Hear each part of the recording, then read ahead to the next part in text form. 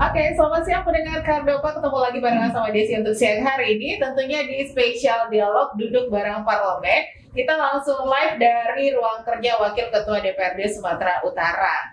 Yang jelas untuk hari ini pembahasan kita tentang apa dan bagaimana kerja DPRD Sumatera Utara di tengah pandemi COVID-19 ini. Seperti yang sudah kita ketahui ya, ini udah hampir menuju 2 tahun. Kita bangsa Indonesia dan juga dunia ini dilanda pandemi COVID yang sudah banyak mengambil korban tentunya ya. Dan pemerintah sendiri, pemerintah Indonesia ini sudah mengambil beberapa langkah, sedang melakukan berbagai kegiatan agar pandemi COVID ini bisa teratasi. Salah satunya adalah pemberlakuan PPKM level 4 untuk Medan yang saat ini diperpanjang kembali sampai 20 September kalau nggak salah ya. Tapi yang jelas untuk hari ini, pendengar Kardopa, Anda jangan kemana-mana seperti diinformasikan rekan saya Andi. Live streaming kita di luar kota ataupun di luar negeri, www.kardopafm.co.id. Bisa Anda klik, atau juga bisa saksikan siaran langsung kita di Instagram, live Instagram kita di @kardopafmmedan. Dan saat ini saya sudah bersama Wakil Ketua DPRD Sumut, ada Bapak Ilham Buana Nasution SHMH. Selamat siang Pak. Selamat siang, Assalamualaikum warahmatullahi wabarakatuh. Waalaikumsalam. Gimana kabar Pak? Sehat? Alhamdulillah. Kayaknya lagi sibuk banget ya Pak hari ini. Lumayan, karena Lumayan sibuk, ada ya? paripurna, ada rapat panitia anggaran dan sebagainya. Jadi harus saling membagi waktu dan tugas. Iya Pak. Ya, Soalnya di tengah kondisi pandemi ini pun DPRD masih tetap sibuk melakukan pekerjaan-pekerjaan ya Pak ya. kita kan mewakili rakyat. Tentu kita setiap hari harus berhadapan-hadapan dengan persoalan masyarakat kan. Termasuk juga dalam suasana COVID-19 ini, ya dengan keberanian yang penuh, ya kita harus berani juga menghadapi situasi itu. Ada pembatasan kegiatan Pak di kantor DPRD selama pandemi COVID ini. Ini kan PPKM level 4 diperpanjang lagi Pak. Ya, kalau DPRD yang pasti kita mengikuti aturan protokol kesehatan dari pemerintah secara nasional maupun juga dari instruksi gubernur. Kan sudah ada aturan tentang bagaimana pola kerja, jam kerja, persentase kehadiran. Maka di DPRD juga ada aturan itu. Tidak semua anggota DPRD dari yang 100 orang wajib hadir pada rapat-rapat paripurna maupun rapat-rapat alat kelengkapan lainnya. Kita paling kemudian mewajibkan saja yang hadir itu cukup di tingkat pimpinan, kemudian juga pimpinan fraksi, dan mungkin anggota yang membidangi. Selebihnya boleh melalui Zoom meeting yang memang sudah ditetapkan oleh DPRD. Oke. Ya. Tapi sebelumnya saya juga pengen ngucapin selamat buat Bapak. Menjabat sebagai Wakil Ketua DPRD Sumatera Utara saat ini ya Pak ya. Terima kasih. Ini cobaan saja, mudah-mudahan bisa dilewati. Semoga amanah ya Pak ya. Insya Allah. Lancar semua kegiatannya. Insya Allah. Oke. Tapi Kak, di tengah kondisi pandemi ini, apa yang paling berat nih Pak?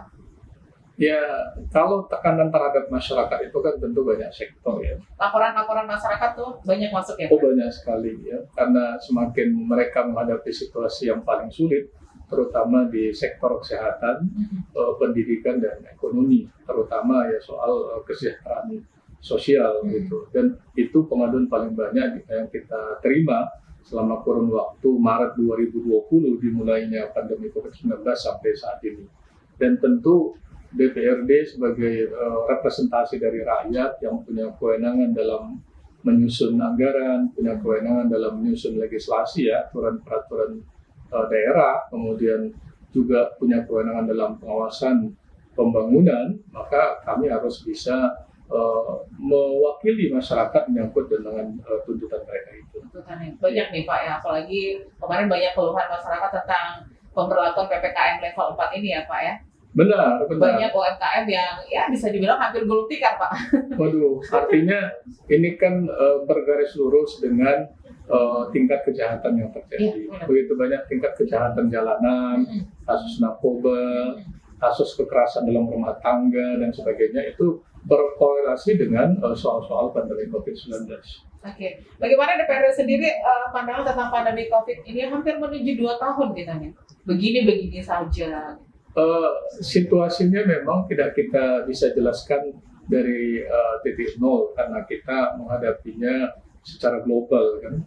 Dan syukur kita di Sumatera Utara dampak itu tidak dirasakan oleh sedemikian banyak masyarakat. Tapi pada wilayah-wilayah lain kemudian ini kan terasakan hampir merata di seluruh warga masyarakat.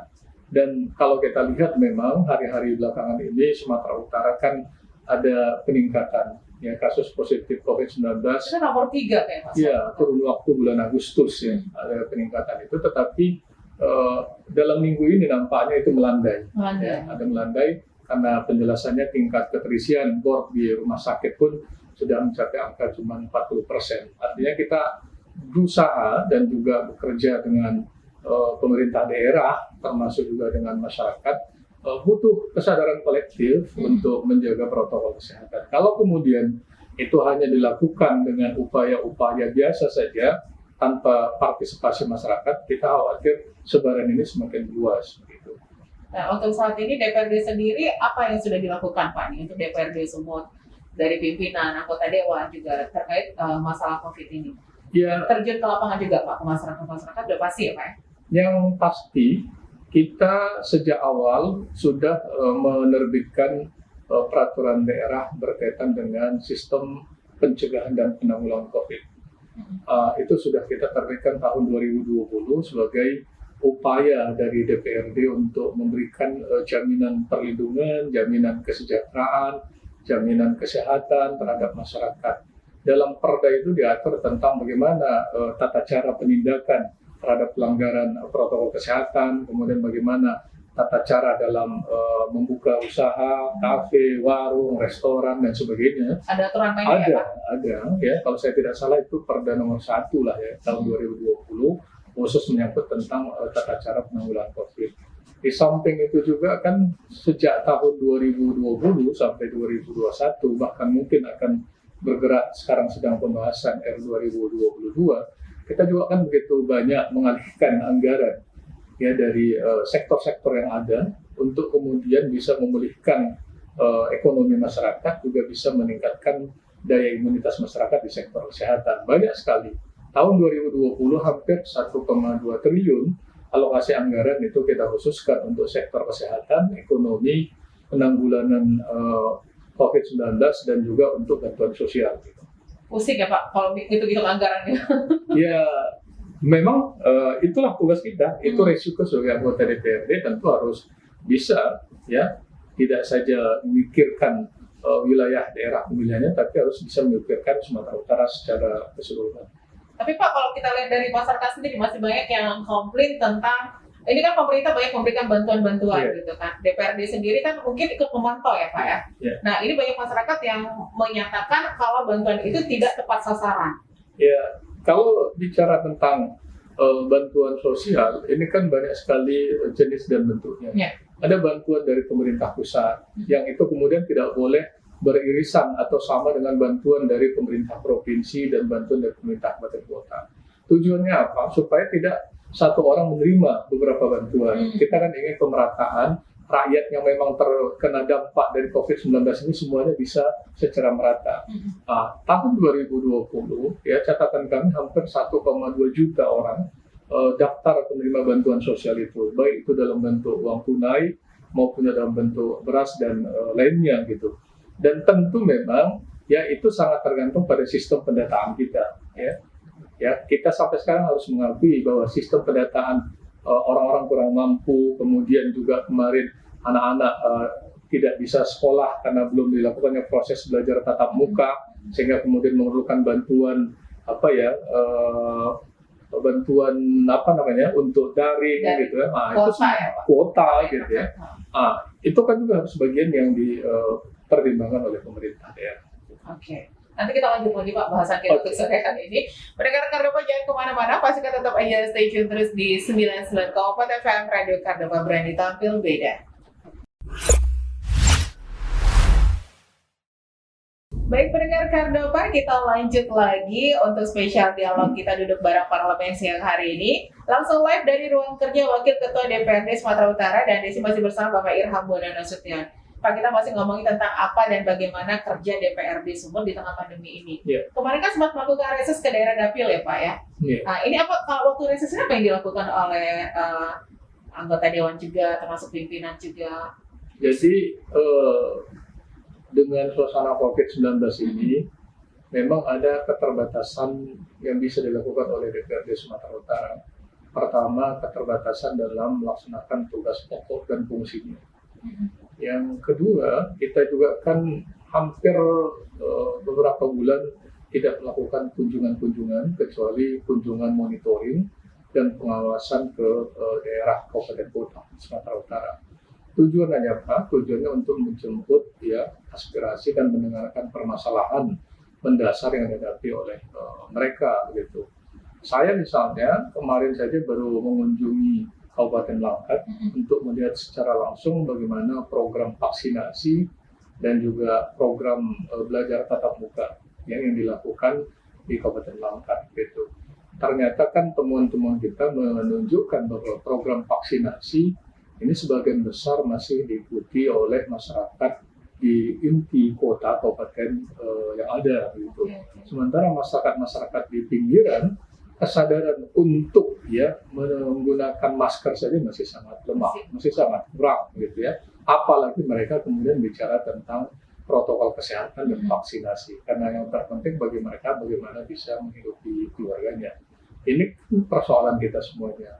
Belum lagi misalnya kalau belajar tatap muka gitu. Ada persoalan kalau di sekolah-sekolah negeri di bawah naungan pemerintah misalnya mungkin tidak terlalu kesulitan. Tapi kan misalnya bagi sekolah-sekolah swasta ada persoalan di situ kan. Ada persoalan bagaimana guru yang mungkin sudah vaksinasi atau tidak gitu ya. Kemudian ada persoalan murid yang kemudian diwajibkan vaksinasi atau tidak. Ada persoalan bagi kebutuhan-kebutuhan lainnya, sehingga ini semuanya kan harus kita bisa dengar aspirasinya. Termasuk ketika misalnya yang dipertanyakan soal kunjungan reses. Jadi paling tidak sekarang ada dua kegiatan besar yang dilakukan oleh DPRD. Pertama adalah kunjungan reses. Kunjungan reses itu kan memang terbatas di daerah pemilihan masing-masing. Misalnya saya ini daerah pemilihan Medan A. Medan A itu terdiri dari 11 kecamatan, mulai dari Medan Amplas sampai Belawan. Saya melakukan reses paling tidak di 6 titik, ya, berarti di 6 kecamatan dan 6 kelurahan misalnya. Tetap pengaduan utamanya itu, ya dari sekian, kami sudah paling tidak tahun ini saja, sudah 2 kali melakukan reses dalam kurun waktu 4 bulan misalnya, tetap keluhan itu adalah soal pendidikan. Ya. Orang tua mendesakkan supaya kemudian dilakukan proses belajar tatap muka, ya karena tingkat stres orang tua kan tinggi sekali ya. Kelemahan mereka terbatas dalam pemahaman dan pengetahuan, kan gitu. Tetapi kan gaptek teknologi. Kemudian ada soal juga ketika kemudian misalnya pada wilayah Medan dipaksakan sekolah tatap muka, kita saja hari ini masih berada di PPKM level 4, begitu ya. Kalau itu dipaksakan, dampak terbesarnya itu sebarannya itu bukan lagi sebaran antara orang per orang, tapi sentrum itu sudah ke sekolah, sentrum itu bisa ke anak dan sebagainya. Ini yang kemarin harus kita timbang-timbang. Pengaduan yang kedua itu banyak adalah soal bantuan sosial. Bantuan sosial itu banyak sekali, ya, seperti yang dipertanyakan tadi. Kemudian ada soal keluarga harapan, PKH, ya. Yang semuanya tentu harus bisa kita jawab, ya, karena program ini berbeda-beda antara program daerah dengan program pemerintah pusat misalnya, itu berbeda-beda. Yang kedua yang kita lakukan juga adalah ya sosialisasi perda. Anggota DPRD Sumut ini sementara bisa melakukan 12 kali sosialisasi perda, bahkan ini mungkin bisa bertambah 24 kali. Artinya dalam kurun waktu setahun kita bisa menyampaikan informasi secara langsung kepada masyarakat berkaitan dengan kebijakan daerah. Kalau saya kemarin memfokuskan perhatian ya sementara itu adalah perda tentang pencegahan dan penanggulangan narkoba. Yang kedua adalah perda tentang sistem perlindungan perempuan dan anak dari tindak kekerasan. Karena ini sangat meningkat kasus narkoba sepanjang tahun 2020 sampai 2001, bahkan Sumut kan ranking pertama dalam penyalahgunaan narkoba. Kemudian juga sangat meningkat kekerasan dalam rumah tangga baik terhadap perempuan dan anak, sehingga kemudian perlu ada ya sosialisasi yang begitu. Di tengah kondisi pandemi ini Pak, perekonomian hancur, Benar. otomatis tingkat kejahatan KDRT juga cukup tinggi ya Pak ya? Iya, itu yang saya sampaikan. Padahal dulu mungkin suami di PHK, istrinya nggak kerja. Iya. Ini jadi masalah ya Pak ya? Jadi sebenarnya kalau untuk DPRD Sumatera Utara sendiri menyikapi tentang keluhan-keluhan masyarakat ini sendiri bagaimana Pak? Ya, DPRD ini kan pelayan rakyat. Wakil rakyat juga. Iya, jadi fungsi terbesarnya harus bisa mendengarkan, harus bisa menindaklanjuti, harus bisa menyelesaikan dengan segala daya kemampuan yang memiliki. Walaupun kami punya keterbatasan, ya, tetapi paling tidak ketika rakyat dengar masalahnya itu sudah lebih 50% menyelesaikan masalahnya. Tapi ketika kemudian kita tidak respon itu, ada sumbatan di situ. Nah, itu sebetulnya fungsi kita menjadi jembatan, menjadi mediator dari berbagai permasalahan yang ada. Oke, ini terkait tentang Raja PPKM Pak. Ya. Ini kan kalau kita lihat mungkin sedikit ya keluhan masyarakat, saya sampaikan ke Bapak ya. Keluhan tentang Raja PPKM yang agak sedikit arogan, petugas di lapangan yang membuat masyarakat akhirnya ya udah terpuruk, makin terpuruk nih Pak ceritanya. Iya. Main angkut aja gitu. Iya, memang di satu sisi kita berharap ya sebetulnya tentang operasi justisi lah ya, atau operasi administrasi yang dilakukan berkaitan dengan penerapan PPKM level 4 ini kan banyak sekali pendekatannya. Tentu harus ada upaya-upaya yang humanis ya, yang bisa kemudian disosialisasikan terlebih dahulu. Ada memang pada saat-saat tertentu kita melihat ya petugas-petugas itu melakukan dengan cara-cara yang lebih keras dari yang diinginkan masyarakat. Selalu kemudian ada benturan soal itu, selalu ada benturan. Di satu sisi masyarakat berharap bahwa ya PPKM ini dibuka sekatnya, gitu ya. Tapi di sisi lain kemudian ada kebijakan nasional karena soal PPKM kan bukan kebijakan daerah, tapi itu kebijakan nasional yang ketika kemudian kita langgar, tidak kita terapkan, tentu akan ada sanksi, terutama yang harus dipahami oleh masyarakat bahwa ada bantuan dari pemerintah pusat berkaitan dengan pengendalian COVID ini, baik itu dalam bentuk peralatan, baik itu dalam bentuk alat kesehatan maupun dalam bentuk anggaran. Ketika ini tidak bisa kita turunkan, kan dampaknya juga bantuan itu ke masyarakat. Gitu. Oke, berdampak ya Pak ya. Pasti. Nah, sejauh ini untuk upaya dan kebijakan dari DPRD Sumatera Utara terhadap Pemkab dan juga Pemko saling berkoordinasinya ini bagaimana ini Pak? Ya, sebetulnya kan begini ya, dari pemerintah pusat itu ada program nasional sekarang kan vaksinasi. Vaksinasi itu kemudian kan diserahkan secara struktural ke pemerintah provinsi, begitu juga ke pemerintah kabupaten kota. Tetapi kemarin ketika kami mengunjungi kota tebing tinggi, ketemu dengan direktur rumah sakit, kumpulan PANI, kemudian kumpul dengan dinas kesehatan tebing tinggi, persoalan yang mereka hadapi adalah kekurangan vaksin. Untuk Medan juga masih kurang. Iya, artinya hampir semua daerah mengalami kekurangan vaksin. Sementara antusias masyarakat sekarang lagi tinggi-tingginya. Ya, lagi tinggi-tingginya, gitu ya. Tingkat kesadaran untuk divaksin tinggi sekarang. Dan itu kan Karena bukan persoalan kan persyaratannya masuk mall pakai vaksin. Iya. Ini kan vaksin ini kemudian kurang, itu kan tidak bisa kemudian ujuk-ujuk kita penuhi dari provinsi. Karena memang kan vaksin ini kan kebutuhan global sekarang, bukan kebutuhan provinsi semua. Ini problem antara harapan, keinginan dengan jumlah vaksin yang ada itu selalu tak sebanding. Masih banyak yang belum vaksin pertama juga masih banyak Benar. Untuk Medan sendiri. Nah kalau DPRD sendiri menyikapi ini gimana ini Pak? Ya begini, artinya memang sekarang vaksin itu kan menjadi satu-satunya cara untuk meningkatkan imunitas. Tentu itu hak masyarakat untuk mendapatkannya. Artinya negara memang harus secepat dan sesegera mungkin ya menyediakan vaksin itu untuk kebutuhan masyarakat. Sempat ada yang membuat vaksin berbayar kemarin itu Pak? Ya, artinya bahwa itu kan kemudian kan semakin menyulitkan posisi masyarakat dan syukur ya kemarin itu tidak jadi dilaksanakan. Oke. Tapi sampai saat ini Pak, sebenarnya sektor dan hal apa aja yang perlu diadakan perbaikan di tengah kondisi pandemi ini Pak? Ya, Bapak sudah terjun ke daerah-daerah juga gitu kan? Iya, menurut kami kan pertama bahwa walaupun kasus COVID-19 ini makin melandai, ya, tetapi kan masih terlalu banyak juga kita melihat terutama di desa-desa di pinggiran kabupaten kota itu yang kemudian orang terkena COVID-19 itu menganggap sebagai flu biasa.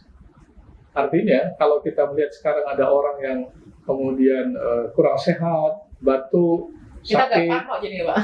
gitu ya. Di COVID. masyarakat kampung ya, yang saya lihat misalnya ada di Langkat, ada di daerah Tapanuli Selatan, sudah menganggap itu sebagai penyakit flu biasa. Artinya mereka bergaul, mereka bekerja seperti biasa, dan kemudian tidak menggunakan protokol kesehatan. Sehingga sebaran COVID itu di masyarakat kita di kampung-kampung itu bisa semakin tinggi kalau kemudian tidak muncul kesadaran. Makanya memerlukan kesadaran kolektif dari aparat pemerintah terbawah, kepala desa, camat, karena kita tahu bahwa dana desa juga bisa dipakai untuk dana penanggulangan COVID. Penanggulangan COVID Bisa. yang saat ini ya Pak ya. Memang kalau kita lihat di daerah-daerah sendiri nih Pak, mungkin banyak masyarakat yang masih di desa lah istilahnya Pak kan, agak sepele dengan kasus COVID ini. Mereka menganggap COVID itu nggak ada. Benar. Malah kalau kita datang ke sana kita pakai masker, kita jaga banget diketawain loh. Nah, ada nggak tindakan khusus nih dari DPRD sendiri untuk terkait masyarakat yang masih membandel nih Pak, yang nggak kita ngomongin Medan aja deh dulu. Iya.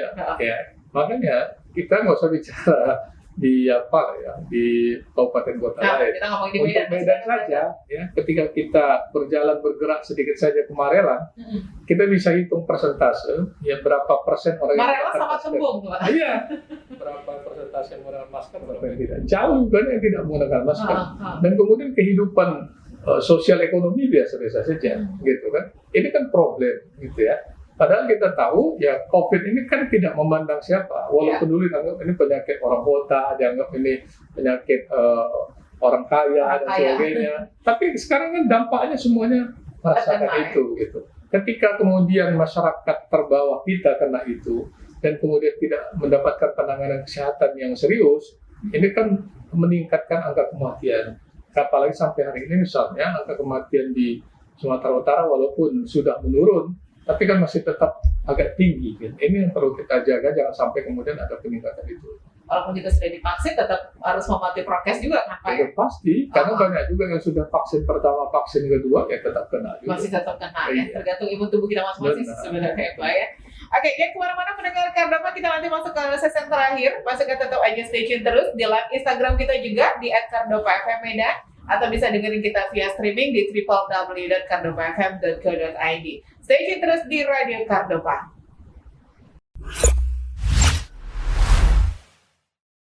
Baik pendengar Kardopa, kita lanjut lagi spesial dialog duduk bareng parlemen bersama Wakil Ketua DPRD Sumatera Utara Bapak Irham Buana. Kita masuk ke sesi terakhir, tapi ini tentang pengawasan sedikit saya singgung ya Pak terhadap dana dari Pemprov. Ini tentang pengawasan di lapangan terhadap proses yang dilakukan. Gimana nih Pak? Iya, seperti yang saya bilang, tahun 2020 itu sedemikian besar alokasi anggaran yang bersumber dari APBD provinsi, baik itu anggaran murni maupun anggaran perubahan yang kita kucurkan persetujuan bersama antara pemerintah provinsi dengan DPRD. Kalau saya tidak salah ingat, di APBD murni saja ada 1,2 triliun, belum di APBD tahun 2020. Begitu juga di anggaran 2021.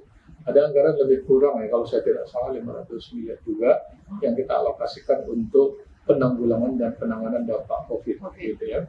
Dan tentu itu semuanya ya, itu adalah anggaran masyarakat yang kemudian bersumber dari APBD. Hak masyarakat juga untuk mendapatkan informasi berkaitan dengan pemanfaatan penggunaan anggaran serta juga pertanggungjawaban anggaran. Tentu DPRD sebagai bagian yang tak terpisahkan dari perencanaan, pembuatan, pengesahan, dan juga pengawasan anggaran bertanggung jawab untuk melakukan itu. Makanya kami sesering mungkin melakukan pendampingan, meninjau langsung berbagai anggaran yang dipakai itu, baik itu anggaran yang dialamatkan untuk kesehatan, anggaran untuk bantuan sosial di dinas sosial atau BPD provinsi, kemudian juga anggaran di pendidikan, banyak sekali anggaran yang kemudian dialokasikan di berbagai bidang ini, gitu kan.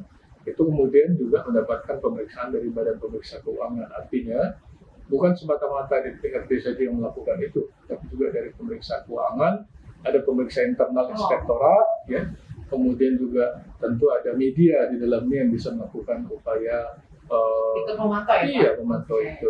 Okay.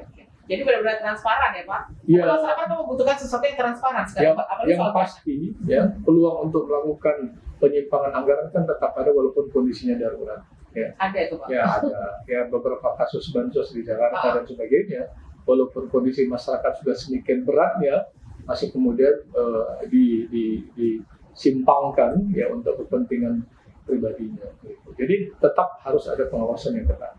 Harus diawasi secara ketat. Ya. Ini termasuk juga pengawasan aktivitas dari Dinas Kesehatan dan Sosial nih Pak. Iya, karena memang salah satu yang sekarang menjadi perhatian masyarakat itu ya di situ, di Dinas Kesehatan dan Dinas Sosial serta BPPD. Gitu ya. Oke. Ini Bapak sebagai Wakil Ketua DPRD Sumatera Utara, mungkin ada himbauan kepada masyarakat Kota Medan yang lagi dengerin program kita siaran hari ini Pak. Himbauan Bapak gimana terkait masa pandemi COVID ini? Yang pasti bahwa kita sudah melewati 2 tahun ya masa pandemi COVID-19. Kita sudah terbiasa juga yang menyaksikan orang, masyarakat, warga yang menggunakan masker. Gitu. Kita juga sudah terbiasa mendengar orang yang positif COVID. Bahkan kita setiap hari sudah terbiasa mendengar orang yang kemudian meninggal dunia karena COVID. Artinya, ya suasana kebatinan itu tentu harus ada dalam kehidupan masyarakat. Kalau kita kemudian ingin mental juga sih. Kalau kita ingin hidup sehat, kita kemudian tidak membawa dampak juga ke rumah, maka ya dengan sungguh-sungguh masyarakat harus ya mematuhi itu. Terutama menurut saya adalah memakai masker. Kalau yang lain-lain itu pendukunglah, mencuci tangan, menjaga jarak, tapi memakai masker itu syarat utama. Dan kemudian COVID ini nyata adanya, ini bukan cerita-cerita gitu, ini COVID ada nyata. Bahkan kita semuanya berpotensi kena COVID. Ketika ya daya tahan tubuh kita lagi turun, maka COVID itu bisa masuk dengan mudah. Imun tubuh kita harus tetap kuat ya Pak? Harus. Makanya kita harus bahagia sih sebenarnya Pak. Bahagia saya tidak cukup juga ini ya kan. Kalau kita bahagia kita sehat Pak. Tapi olahraga juga jangan lupa nih Pak. Bapak terima kasih waktunya sudah ngobrol bersama kita untuk sore hari ini. Mungkin sedikit udah jelas nih pendengar Kardopa terkait apa kerja DPRD Sumatera Utara selama pandemi ini. Bagaimana kerja DPRD semua di tengah pandemi ini. Ini sebenarnya DPRD tidak hanya diam ya Pak. Tetap melakukan kinerja, tetap melakukan pekerjaan-pekerjaan di tengah kondisi pandemi ini. Walaupun banyak juga yang positif ya. Oh iya, banyak juga Pak ya. Jadi masyarakat yang beranggapan apa sih kerja DPRD?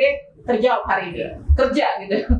kerja gitu ya Pak. Terima kasih Pak Irham waktunya. Bapak mau ini lagi ya? Rencananya kalau di sini. Jadi pendengar Kardopa, terima kasih kebersamaannya untuk spesial dialog duduk bareng parlemen. Kita live langsung dari ruang kerja Wakil Ketua DPRD Sumatera Utara. Sampai ketemu di lain waktu. Jangan lupa pastikan untuk tetap aja stay tune terus di 99,4 FM Radio Kardopa, berani tampil beda. Saya berharap semuanya tetap sehat. Jangan lupa pesan tadi dari Bapak Irham ya, tetap mematuhi protokol kesehatan demi kesehatan, keamanan dan kenyamanan kita di tengah kondisi pandemi ini.